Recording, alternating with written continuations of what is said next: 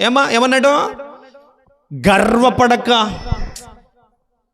గర్వపడక ఏం చేయమంటున్నాడు ప్రేమ బిడ్డలారా? భయపడము. ఎవరికి భయపడము? దేవునికి భయపడము. ఏ విషయములో కూడా నువ్వు గర్వపడద్దు. వాళ్ళు అవిశ్వాసులే ఏమయ్యారంట? నిలిచివేయబడ్డారు, విరిచివేయబడ్డారు. నీవైతే విశ్వాసివి గనుక, నువ్వైతే దేవుని యందు భయభక్తులు కలిగి ఉండి గర్వపడకుండా నలిగిన రెల్లు నీవు విరువవు అనే మాట ఉంటుంది. అవిశ్వాసమును బట్టి వారు శ్రమల పాలయ్యారు. నువ్వైతే దేవునిలో విశ్వాసంలో నిలిచావు కాబట్టి గర్వపడకో. గర్వపడిన వారు ఏమైపోయారు? గడ్డి మేశారు. ఒకరు నెబుకద్నెజర్ ఏమయ్యాడమ్మా? గాడిద వలె గడ్డి మేశాడు. ఇంకా ఉజ్జియా రాజు ఏమయ్యాడు? గర్వపడి పడిపోయాడు, చెడిపోయాడు. గర్వపడిన వారి జీవితాలు పతనమైనవి. మనం ఈ మాట మీద తీసుకుంటే ఇంకొక ప్రసంగం అవుతుంది ప్రేమ బిడ్డలారా. చాలామంది గర్వం అనేది చాలా భయం. ఇదిగో ఎయిడ్స్ వ్యాధి కంటే, షుగర్ వ్యాధి కంటే, బీపీ వ్యాధి కంటే, క్యాన్సర్ వ్యాధి కంటే భయంకరమైంది ఏంటో చెప్పనా? అసూయ, గర్వం. ఈ రెండు చాలా ప్రమాదకరమైనవి. నువ్వు ఎవరి మీదైనా ఎవరినైనా మేలు చూసి వరవలేకపోతున్నావు అంటే ఖచ్చితంగా నువ్వు వారి మీద అసూయ పడుతున్నావు.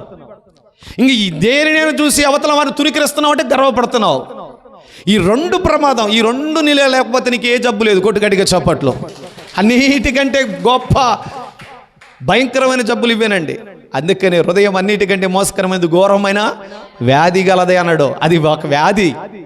అసూయ అనేది వ్యాధి, గర్వం అనేది వ్యాధి, కపటం అనేది ఒక వ్యాధి. ఈ వ్యాధులన్నీ ఉంటే నాకు ఏ రోగం లేదండి అంటుంటారు కొంతమంది. పాపం దేవుని దయ వల్ల, దేవుని కృప వల్ల నాకు ఏ రోగం లేదండి అంటారు. మంచిదే, కానీ ఈ రెండు రోగాలు ఉన్నాయి కానీ నీకు లేవున్నాయా? లేవా? లేకపోతే అను ఆ మాట పర్లేదు. నాకే రోగం లేదండి, నేను ఆరోగ్యంగా ఉన్నానని ఎప్పుడు అనాలో తెలుసా? ఈ రెండు లేనప్పుడే అనాలి. బట్టు దేవునికి మహిమ కలుగును గాక. అందుకని గర్వపడక భయపడమో, దేవునికి భయపడమో. ఏ విషయంలో గర్వపడుతున్నావు? నీకున్న తెలివిని బట్టి, జ్ఞానాన్ని బట్టి, నీకున్న ధనాన్ని బట్టి, నీకున్న బలగాన్ని బట్టి ఏ విషయంలో కూడా మనం గర్వపడటానికి వీలు లేదు ప్రేమ బిడ్డలారా. దేవుడు అంటాడు, నేను సాత్వికుడను, దీన మనసు గలవాడను, నా యొద్దకొచ్చి నా కాడిని వెతుకొని మీరు నేర్చుకుంటారా అన్నాడు. ఆయన దీన మనసు కలిగిన వాడు సాత్వికుడు. మనం కూడా అలాంటి దీన మనసు, సాత్వికమైన మనసు మనం కలిగి ఉండాలి. దేవునికి మహిమ కలుగును గాక. హెబ్రీయులకు రాసిన పత్రికలో కూడా ఇలాంటి విషయంలో మీరు ఈ గర్వమును బట్టి, అసూయను బట్టి, లేకపోతే ఇంకేదన్నా దేవునికి వ్యతిరేకమైన కార్యము భయము లేకుండా చేయటం బట్టి మీరు తప్పిపోతున్నారో, జీవ మార్గమును విడిచిపెట్టేస్తున్నారు, పరలోకానికి వెళ్ళే మార్గాన్ని తొలగిపోతున్నారు అంటాడు. చదవండి హెబ్రీయులకు రాసిన పత్రిక 4వ అధ్యాయము 1వ వచనం. ఓ మానవా, నీ పాపం మానవా, యేసయ్య చెంత చేరి నీ బ్రతుకు మార్చుకోవా. పడదామా? ఓ మానవా, నీ పాపం మానవా, యేసయ్య చెంత చేరి నీ బ్రతుకు మార్చుకోవా.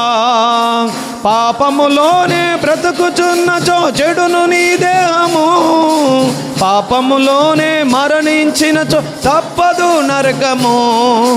పాపములోనే బ్రతుకుచున్నచో చెడును నీ దేహము, పాపములోనే మరణించినచో తప్పదు నరకము.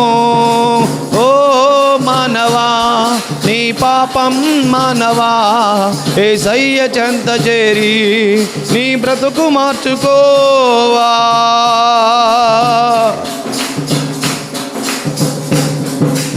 ఎంతకాలము పాపములోనే బ్రతుకుచుందువు, ఎంతకాలము శాపములోనే కొట్టబడుదువు, ఎంతకాలము దుఃఖములోనే మునిగియుందువు, ఎంతకాలము యేసుని నమ్మి పాపము నుండి విడుదల పొందుము. యేసయ్య తన రక్తముతోనే పాపము కడుగును. యేసుని నమ్మి పాపము నుండి విడుదల పొందుమో. యేసయ్య తన రక్తముతోనే పాపము కడుగును. ఓ మానవా నీ పాపం మానవా, యేసయ్య చెంత చేరి నీ బ్రతుకు మార్చుకోవా. స్తోత్రం, హల్లెలూయా. 4వ అధ్యాయం 1వ వచనం. ఆయన యొక్క విశ్రాంతిలో ప్రవేశించదమను వాగ్దానము ఇక నిలిచి ఉండగా మీలో ఎవడైనను ఒకవేళ ఆ వాగ్దానము పొందకుండా తప్పిపోవునేమో అని భయం కలిగి ఉందుమో. ఏ విషయంలో విశ్రాంతిలో ప్రవేశించకుండా మనము ఆగిపోతామో? వాగ్దానం ఇచ్చాడో, నేనే విధంగా చనిపోయి తిరిగి లేచి విశ్రాంతిలో తండ్రితో ఉన్నానో మీరు కూడా అలాగనే మీరు కూడా ఈ వాగ్దానాన్ని పొందుకుంటారు.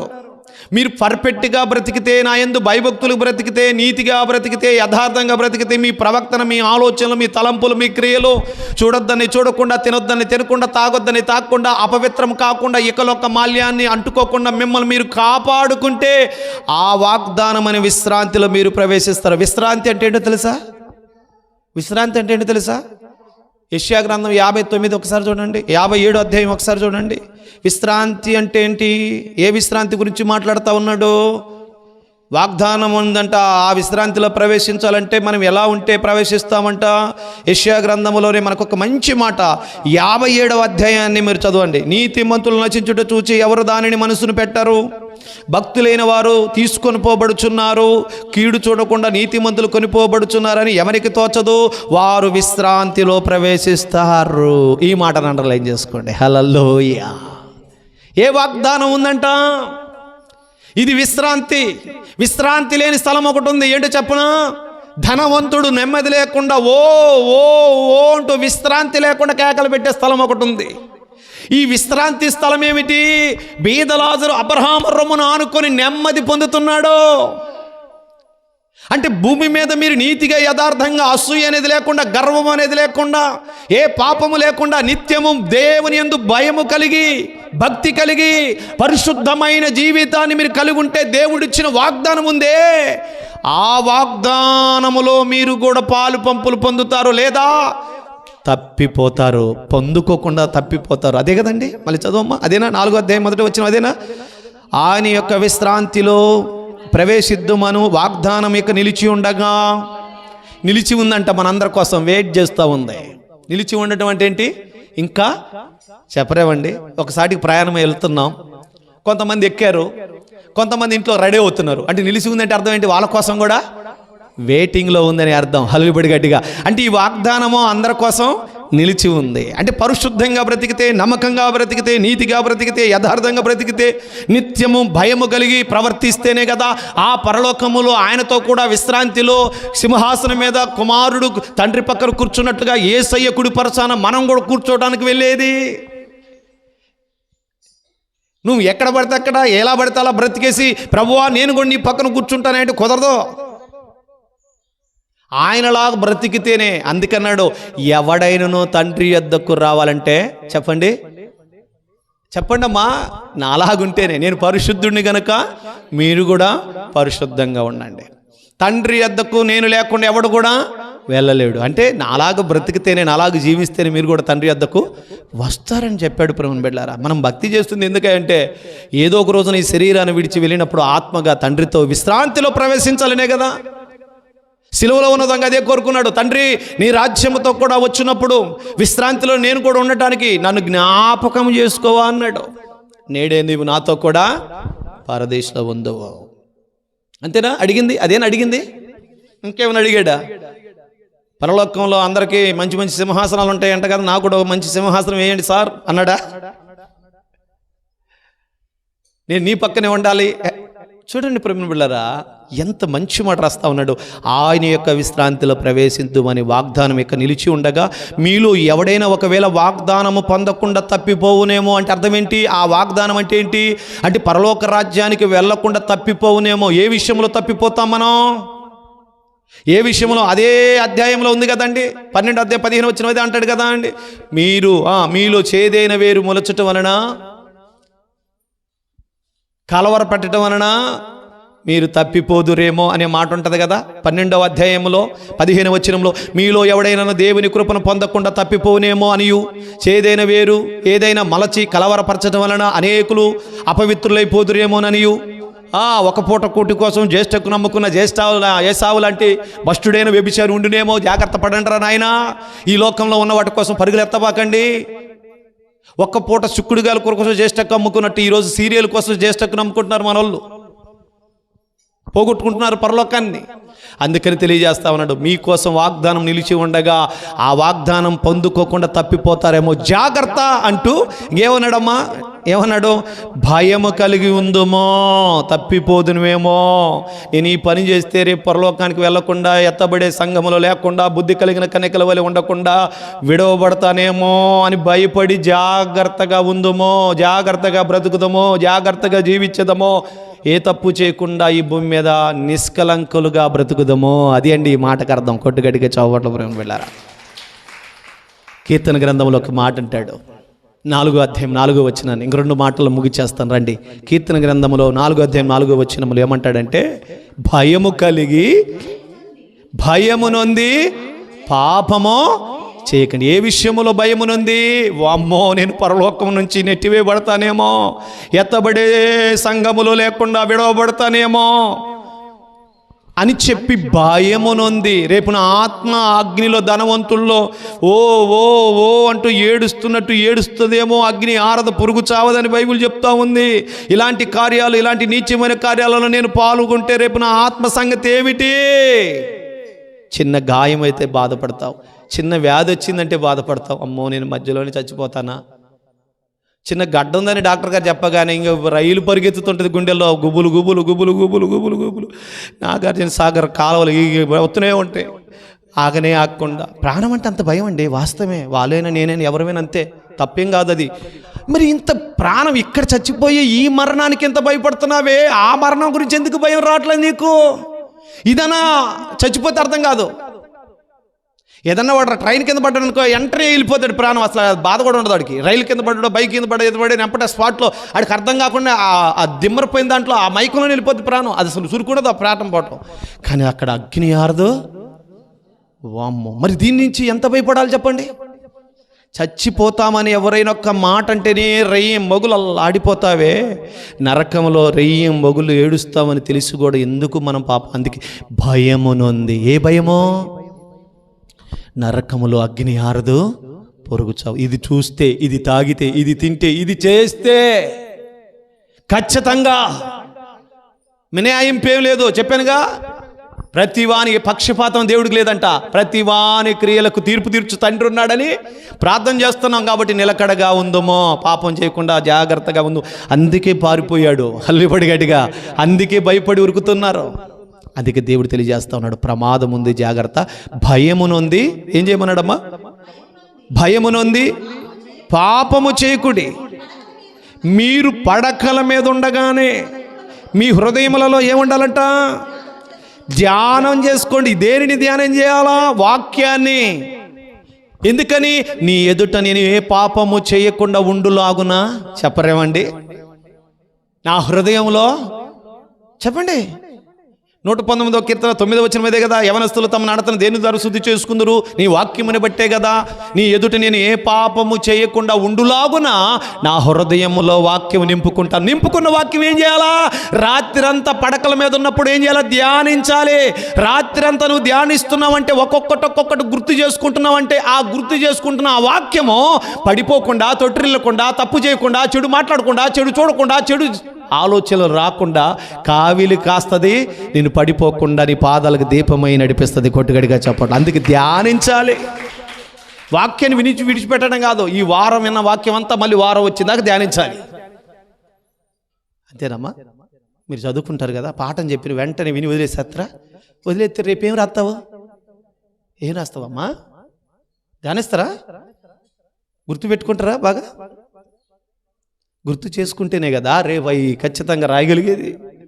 విని వదిలిపెట్టేసి ఇంక పట్టించుకోకుండా బుక్ అక్కడేస్తే పరీక్షలు ఏమని రాస్తావు? నేను మర్చిపోయాను సార్, కాబట్టి నాకు మంచి మార్కులు వేసి పాస్ చేయండి సార్, నేను కలెక్టర్ని అవుతాను, ఇంజనీర్ని అవుతాను సార్ అంటావా? ప్రతిదీ ధ్యానించాలి. ఇది గుడి కాదు, ఆత్మ సంబంధమైన బడి. బోధకుడు పరిశుద్ధాత్ముడు, నేను కాదు, నాలో ఉండి బోధించేవాడు.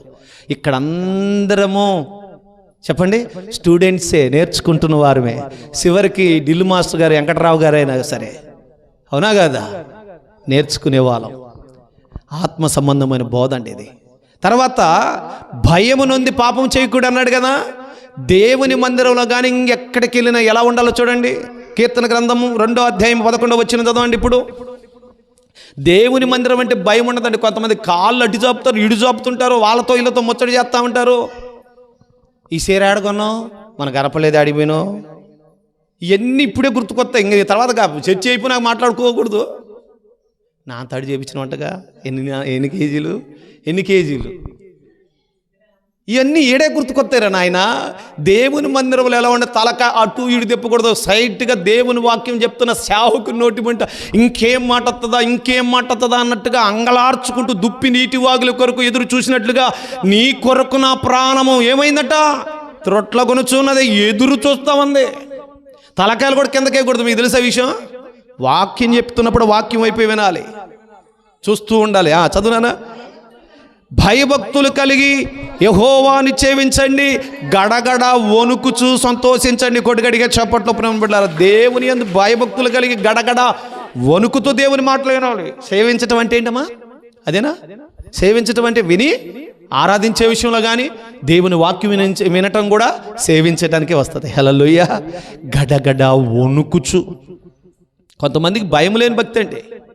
భక్తి ఉంటుంది కానీ భయం ఉండదు, ప్రయోజనం లేదు. లెటర్ మొత్తం రాసేసి అడ్రస్ లేకపోతే ఏమైపోద్ది? చెత్తకుండీలు ఉండిపోద్ది. భయము లేని భక్తి చెల్లదో. మీరు గుర్తుపెట్టుకోవాలి, నేను చెప్పే మాట ఇది. భయముతో కూడిన భక్తి మాత్రమే నిన్ను పరలోకానికి తీసుకెళ్తుంది, నీ ఆత్మను క్షేమంగా ఉంచుతుంది, నరకానికి పోకుండా తప్పిస్తుంది, ఈ లోకములో నీకు కావాల్సిన ఆశీర్వాదాలన్నీ అందిస్తుంది, చివరికి దేవుని కనుదృష్టి కూడా నీ మీదకి తీసుకొస్తుంది. ప్రభువా అటు ఇటు చూడటం మాను ప్రభువా, నా వైపు చూడయ్యా అంటుంటారు కొంతమంది. ఏమంటారు చెప్పండి? దేవుడు కూడా నన్ను చిన్న చూపు చూస్తున్నాడు అంటే వాళ్ళ సూపులు వీళ్ళ సూపులు నా మీద ఎక్కువైనాయండి. ఎదురింటి వాళ్ళు పక్కింటి వాళ్ళు ఎప్పుడు చూసినా నా మీదనండి వాళ్ళ సూపు అంతా. కానీ దేవుడు మాత్రం నన్ను చూడట్లేదండి, చూసినా చిన్న చూపు చూస్తున్నాడండి అనేవారు లేకపోలేదండి. దేవుని దృష్టి నీ మీదకు రావాలంటే నువ్వు భయభక్తులు కలిగి ఉంటే చాలు. ఏ రంగు ఉన్నావా, ఏ కులమా, ఏం చదువుకున్నావా చూడ్డం. ఆయన యందు ఎవరైతే గడగడ వణుకుచూ చేవిస్తూ భయభక్తులు కలిగి భయము నుండి పాపం చేయకుండా హృదయములో వాక్యమును ధ్యానిస్తూ దేవునికి లోబడి భయపడి ఎవరైతే జీవిస్తున్నారో వారిని దేవుడు ఆటోమేటిక్గా దృష్టిస్తాడంట. కావాలంటే చదవండి 66వ అధ్యాయం యెషయా గ్రంథం 2వ వచనం చదువునానా. వాస్తవమా కాదా? 112 కీర్తన గ్రంథం 1వ వచనం ఒకరు తీయండి, తొందరగా ముగిచేద్దాం. యెషయా గ్రంథం 66వ అధ్యాయము. అవన్నీ చదువునా. అవి నా వలన కలిగినవి, యెహోవా సెలవిచ్చుచున్నాడు. ఎవడు దీనుడై నలిగిన హృదయము గలవాడై నా మాట విని వణుకుచుండునో వానినే నేను దృష్టిస్తానన్నాడా? ఎవన పడితే వాడిని అన్నాడా? చెప్పండి. సంవత్సరాది మొదలుకొని సంవత్సరాది అంతవరకు నా కనుదృష్టి వారి మీద నిలుచును అని లేఖనం చెప్పబడతా ఉంది. నా ఎడల యథార్థ హృదయం గల వారిని బలపరచుటకు యెహోవా కనుదృష్టి లోకమంతా. అంటే యథార్థ హృదయం గల వారిని బలపరచటానికైనా అందరినా? హలో చెప్పాలి. అందరినా కొందరినా? ఇక్కడ వరకు కొందరినే. అందరికీ ఉపకారి నేను కాదన్నా, అందరి కోసం ప్రాణం పెట్టాడు నేను కాదన్నా, అందరిని దేవుడు ప్రేమిస్తున్నాడు కాదన్నా. కానీ దృష్టి మాత్రం ఎవరి పట్ల ఉంటుందట? చూడండి. ఎవడు దీనుడై. సౌలును రాజును చేస్తే దేవునికి వ్యతిరేకంగా, ఆయన మాట వినకుండా ఆయనకు వ్యతిరేకమైన కార్యం చేశాడు. వెంటనే ఆయన చూపు ఎక్కడికి వెళ్ళిపోయిందో తెలుసా? సౌలు మీద నుండి వెంటనే ఎక్కడికి వెళ్ళిపోయింది? దావీదు. యెషయా కుమారులలో 8 మంది ఉండగా 7 వదిలిపెట్టేసి 7వ వాడు 8వ వాడు లాస్టోడు గొర్రెలు కాసేవాడు 7 అరణ్యంలో ఉంటే వాడి మీదకి వెళ్ళిపోయింది. వెంటనే అంటాడు, నేను వాడిని చూసినాను, వాడి కాడికి పో అంటాడు. ఎవరితో? సమూయేలుతో. ఎవరిని చూసావయ్యా నువ్వు? ఈ నా మాట ఎలా, నాకు వ్యతిరేకంగా విరోధంగా నా మాట విని వణుకుచూ నా మాట వినకుండా నాకు భయపడకుండా మనుషులకు భయపడ్డా. సౌలు ఎవరికి భయపడ్డాడంట? మనుషులకా దేవునికా? హలో చెప్పాలి. ఎవరికంటే నేను చాలాసార్లు చెప్పాను మీకు, నేను మనుషులకు భయపడి యెహోవాకు నీకు విరోధంగా పాపమును చేసి తిని. మరి దేవునికి భయపడాల్సిన వాడు దేవునికి భయపడకుండా మనుషులకు భయపడ్డాడు. అక్కడ మనుషులకు భయపడకుండా దేవునికి భయపడేవాడు ఉండగా ఆయన కాడికి వెళ్ళిపోయింది చూపు. వెంటనే అన్నాడు, ఈ పోస్ట్ పోయింది, ఈయన పోస్ట్ ఇంకొకరికి ఇస్తున్నాను అన్నాడు. ఎవరయ్యా ఆయన అంటే, యెషయా కుమారులలో ఒకడు ఉన్నాళ్ళే, వాడు నా మాట విని దీనుడై నలిగిన హృదయముతో వణుకుతూ నన్ను సేవిస్తున్నాడో నా దృష్టి వాని మీదకు వెళ్ళింది. చూడండి, దేవుని దృష్టి వాని మీదకి రావటానికి కారణం మాట విని దేవునికి భయపడ్డాడో.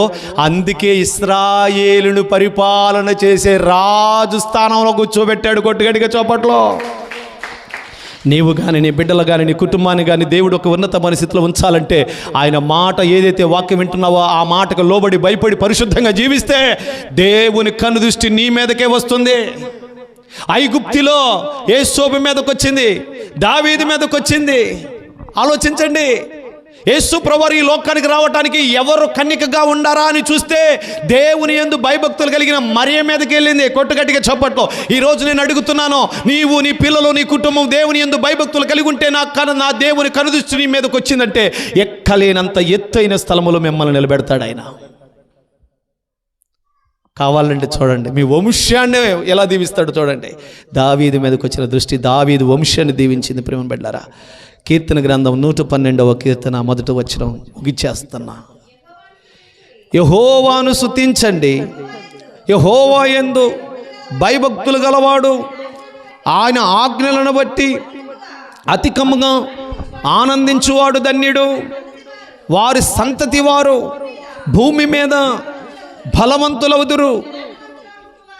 యథార్థవంతుల వంశపు వారు దీవించబడుదురు. చదువునా, సంపదయు వాని ఇంట ఉండును, వాని నీతి నిత్యము నిలుచును. ఈ మాటను అండర్లైన్ చేసుకోండి. మనం నిత్యము దేవుని యందు భయభక్తులు కలిగి ఉంటే మన నీతి అట నిత్యము నిలుచును. ఆ తర్వాత యథార్థవంతులకు చీకట్లో వెలుగు పుట్టును, వారు కటాక్షమును వాత్సల్యతను నీతి గలవారును దయాలను అప్పిచ్చువారు భాగ్యవంతులను న్యాయ విమర్శల వారి వేద్యం గెలుచును. అట్టి వారు ఎవడను కదిలింపబడడు. నీతిమంతులు నిత్యము జ్ఞాపకములో ఉంటారు. దేవుని జ్ఞాపకములో. గట్టిగా చెప్పట్టు. యేసయ్యా నన్ను జ్ఞాపకం చేసుకోయ్యా అంటావు. నేను జ్ఞాపకం చేసుకోవాలంటే ముందు నిత్యం దేవుని యందు భయభక్తులు కలిగి ఉండాలి. దేవుని యందు భయభక్తులు కలిగి ప్రవర్తిస్తే ఎన్ని ఆశీర్వాదాలు ఇప్పుడు చదువుకుంటూ వచ్చాం. మన అంశం ఏమిటంటే చెప్పండి, భయము కలిగి యథార్థంగా ప్రవర్తించువారు ధన్యులు. నిత్యము భయం మాత్రమేనా? నిత్యము భయము కలిగి ప్రవర్తించువారు ధన్యులు. ఎందుకంటే మనల్ని అలాగూ దీవిస్తాడు. దేవుని కనుదృష్టి ఉంటుంది. నిత్యము మన పేరు నిలిచేటట్టు చేస్తాడు. మన వంశాన్ని వర్ధిల్లింపజేస్తాడు. ఈ భూమి మీద ఉన్నంత వరకు కొదవ లేకుండా చూస్తాడు. ఆ తర్వాత విశ్రాంతిలో ఆయనతో కూడా ప్రవేశించే భాగ్యాన్ని, ఆయనతో సింహాసనం పక్కన కూర్చునే భాగ్యాన్ని మనకు కలుగు చేస్తాడు. కాబట్టి ఆదివారం మాత్రమే, శనివారం మాత్రమే, ఉపవాస కూడికలో మాత్రమే, యవనస్తుల కూడికలో మాత్రమే, సభల్లో మాత్రమే, సేవకులు ఉన్నప్పుడు మాత్రమే, విశ్వాసులు ఉన్నప్పుడు మాత్రమే భయం కలిగి ఉండటం కాదండి. నిత్యము దేవునికి భయము కలిగి బ్రతకాలి. ఎవరైతే దేవుని యందు భయభక్తులు కలిగి ఉంటారో వారిని దీవించకుండా మానడు. యథార్థంగా ఎవరైతే ప్రవర్తిస్తున్నారో ఏ మేలు చేయకుండా ఆయన మానడు. ప్రభువు, మార్పు చెందవా నీవు, మార్పు చెందవా, నీ మనసు మార్చుకోవా, అనుకూల సమయం ఇది ఏనని ఎరిగి మారు మనసును పొందవా. మార్పు చెందవా నీవు, మార్పు చెందవా, నీ మనసు మార్చుకోవా, అనుకూల సమయం ఇది ఏనని ఎరిగి మారు మనసును పొందవా. ఎన్నాళ్ళు నీవు జీవించినా గాని ఏమున్నది ఈ లోకములో,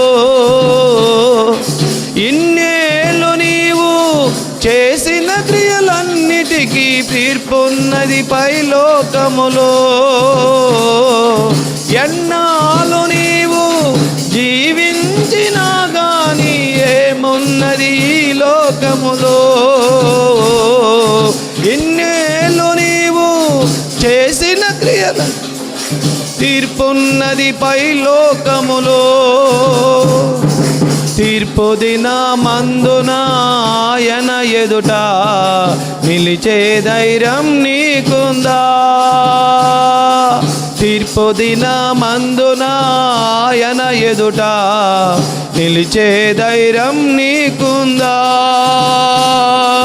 నిలిచే ధైర్యం నీకుందా. మార్పు చెందవా నీవు, మార్పు చెందవా, నీ మనసు మార్చుకోవా. అనుకూల సమయం ఎరిగి మారు మనసును పొందవా. స్తోత్రం, హల్లెలూయా. తీర్మానం చేద్దాం. ప్రభువా, నిత్యము నేను భయము కలిగి యథార్థంగా ప్రవర్తిస్తానయ్యా. నీకు భయపడుతూ బ్రతకాలని ఈరోజు వాక్యం ద్వారా మాతో మాట్లాడావు తండ్రి. నిత్యము భయము కలిగి ప్రవర్తించువారు ధన్యులు అంటున్నావు. నిత్యము భయము కలిగిన, భయముతో కూడిన ప్రవర్తన కలిగిన వారు ధన్యులు అంటున్నావు. వాస్తవమే తండ్రి. ఈ నూతన సంవత్సరంలో మా జీవితాలలో మేము కానీ, మా పిల్లలు కానీ, మా కుమారులు కానీ, మా కుమార్తెలు కానీ, మాకు ఇచ్చిన సమస్తమును దేవా నీ యందు నిత్యము భయము కలిగి ప్రవర్తించున్నట్లుగా దీవించండి, బలపరచండి, ఆశీర్వదించండి. ఎప్రాయము చేయి బట్టి నడక నేర్పినట్టు నడక నేర్పండి. నీ యందు భయభక్తులు మాకు పుట్టించండి. ఒకవేళ లేకపోతే ఇర్మియా గ్రంథములు అంటున్నావు కదా తండ్రి, 32:40 అంటున్నావు, ఇదిగో నేను వారి ఎడల నా యందు భయభక్తులు పుట్టిస్తానని. ఒకవేళ నీ యందు భయము లేక, భక్తి లేక ఈ నీచమైన కార్యములు చేయుచున్న వారు ఉంటే నీ యందు మాకు భయభక్తులు పుట్టించు నాయనా. నిత్యము భయము కలిగి ప్రవర్తించేటట్టుగా చేయి తండ్రి. ఎక్కడ కూడా మాటలో కానీ, చూపులో కానీ, నడకలో కానీ, పడకలో కానీ, ప్రవక్తలో కానీ ఎక్కడ తొట్టిల్లిపోకుండా, చెడిపోకుండా, పడిపోకుండా, నేను కూర్చుంటున్నా, లేచుట, నా నడక, నా పడక సమస్తను గ్రహిస్తున్నావని, మేము మాట్లాడుతున్న ప్రతి మాటని వింటున్నావని, ప్రతి ఒక్కరిని యందు భయము కలిగి ప్రవర్తించున్నట్లుగా సహాయం చేయమని ఈ లైవ్ ద్వారా, ఈ మైకు ద్వారా వాక్యమైన ప్రతి బిడ్డల్ని సంధించండి, దర్శించండి ప్రభువా. ప్రతి ఒక్కరిని నడిపించండి ప్రభువా. ఏ విషయంలో కూడా మేము తొట్టిల్లు పడిపోవద్దయ్యా. ఏ విషయంలో కూడా మేము జారిపోనియద్దు తండ్రి. చేయబట్టి నడిపించు నాయనా. విన్న మాటల బిడ్డల హృదయాలు లోతుగా నాటబడి 30 అరదంతలుగా 100 ఫలింపచేయమని, సమస్త ఘనత, మహిమ, ప్రభావములు మీరే పొందుకోమని త్వరలో రానయ్యున్న యేసుక్రీస్తు నామములో బహువినయముతో, బహుభయముతో బతిమలాడి అడిగి వేడుకొనుచున్నాము తండ్రి గారు.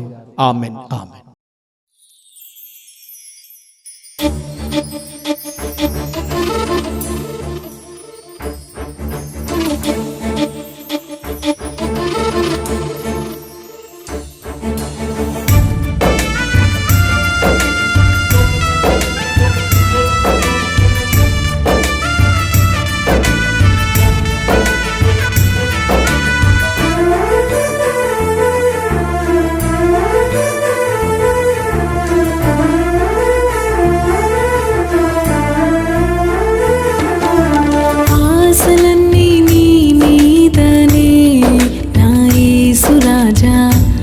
ఆదుకుంటావని,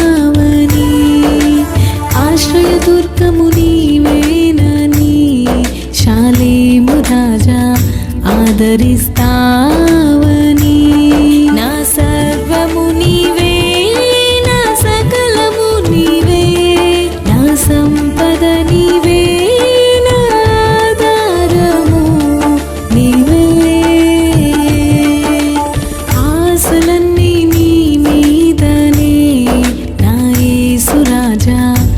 ఆదుకుంటావని.